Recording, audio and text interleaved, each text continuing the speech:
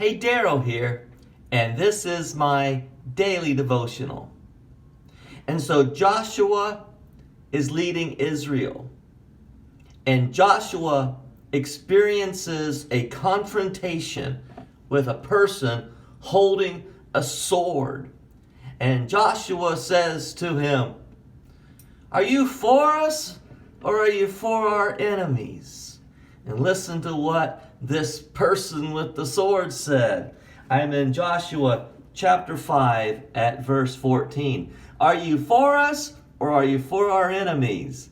And this person says, "Neither. But as commander of the army of the Lord, I have come."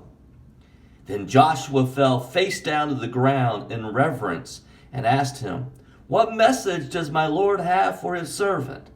And the commander of the Lord's army replied, "Take off your sandals, for the place where you are standing is holy."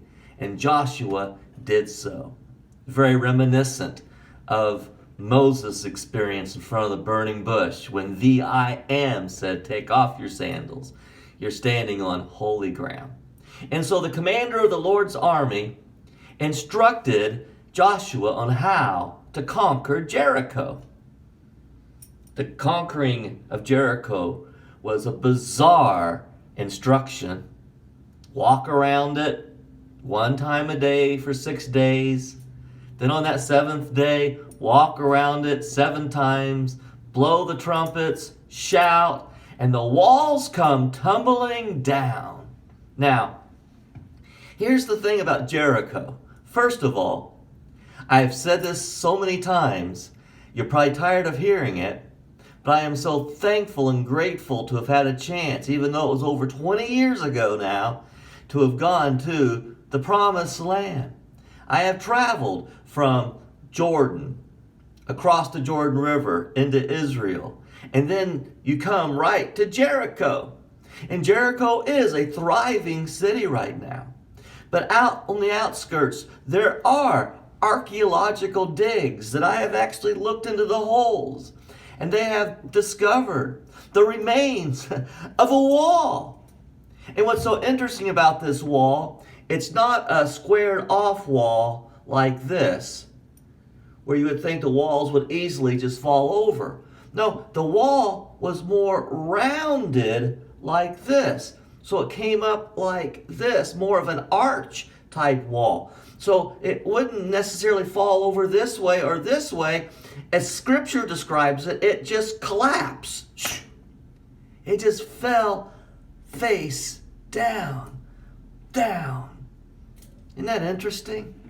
So let's read a little more. Here we go. We are in Joshua chapter 6, verse 12.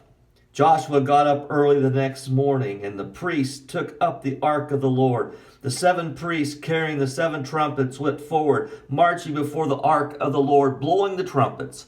The armed men went ahead of them, and the rear guard followed the ark of the Lord while the trumpets kept sounding. So on the second day, they marched around the city once and returned to the camp. They did this for 6 days. On the 7th day, they got up at daybreak, marched around the city 7 times in the same manner, except that on that day they circled the city 7 times. The 7th time around, when the priest sounded the trumpet blast, Joshua commanded the people, 'Shout!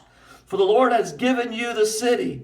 The city and all that is in it are to be devoted to the Lord. Only Rahab the prostitute and all who are with her in her house shall be spared.'" And so the promise that the 2 spies had given to Rahab would be carried out. Going on down at verse 20. "When the trumpet sounded, the people shouted, and the sound of the trumpet, when the people gave a loud shout, the wall collapsed." It didn't fall over one way or the other. It collapsed. Everything was devoted to the Lord and destroyed. All the gold and silver, all the fine things were put into the Lord's treasury. And then only Rahab and her father and mother and brothers and all belonged to her were saved. And then they burned the whole city. God's ways are not our ways. Always remember that. Because when He has a plan, it may seem ridiculous to man, But God's plan is always going to work, and it's going to give him the glory. God bless you. Good day.